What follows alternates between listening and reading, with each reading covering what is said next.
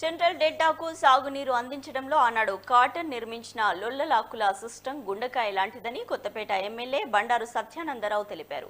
ఆత్రేయపురం లొల్లలాకుల వద్ద ఏర్పాటు చేసిన వాటర్ డిస్ట్రిబ్యూటర్ సాగునీటి సంఘాల సమావేశంలో ఆయన పాల్గొన్నారు.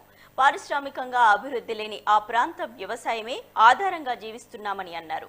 సాగునీటిపై ఆధారపడి వ్యవసాయాన్ని అభివృద్ధి చేసుకోవడం ప్రధానమైన లొల్లలాకుల ఆధునీకరణ కోసం ముఖ్యమంత్రి చంద్రబాబు నాయుడు సంబంధిత శాఖ మంత్రి నిమ్మల రామానాయుడును ప్రత్యేకంగా కోరడం జరిగిందని, మన జిల్లా ఇన్ఛార్జ్ మంత్రి అచ్చెన్నాయుడు కూడా ఇందుకు పూర్తి సహకారం అందిస్తున్నారని చెప్పారు.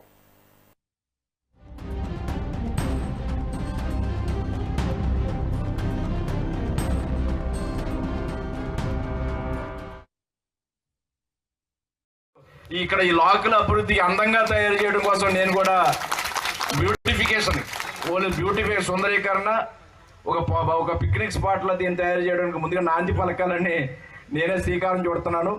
అందరం కూడా తలకో చేయి వేసుకుని ప్రభుత్వం సంస్థలను అడిగి ఈ ప్రాంతాన్ని అందంగా తయారు చేసుకున్నాం. ఇప్పుడు ఈస్టర్న్ డెల్టా ఈ గారు కూడా 2 విషయాలు, అక్కడ ఆలమూరు మండలం మన నియోజకవర్గ పరిధిలో ఉంది, 2 విషయాలు వారు కూడా తెలియజేయాలని కోరుతున్నాను.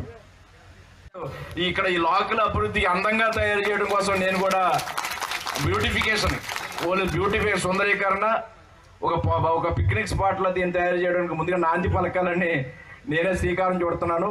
అందరం కూడా తలకో చేయి వేసుకుని ప్రభుత్వం సంస్థలను అడిగి ఈ ప్రాంతాన్ని అందంగా తయారు చేసుకున్నాం. ఇప్పుడు ఈస్టర్న్ డెల్టా ఈ గారు కూడా 2 విషయాలు, అక్కడ ఆలమూరు మండలం మన నియోజకవర్గ పరిధిలో ఉంది, 2 విషయాలు వారు కూడా తెలియజేయాలని కోరుతున్నాను. ఇక్కడ ఈ లాకుల అభివృద్ధి అందంగా తయారు చేయడం కోసం నేను కూడా బ్యూటిఫికేషన్ సుందరీకరణ ఒక పిక్నిక్ స్పాట్లో దీన్ని తయారు చేయడానికి ముందుగా నాంది పలకాలని నేనే శ్రీకారం చుడుతున్నాను. అందరం కూడా తలకో చేయి వేసుకుని ప్రభుత్వం సంస్థలను అడిగి ఈ ప్రాంతాన్ని అందంగా తయారు చేసుకున్నాం. ఇప్పుడు ఈస్టర్న్ డెల్టా ఈ గారు కూడా 2 విషయాలు, అక్కడ ఆలమూరు మండలం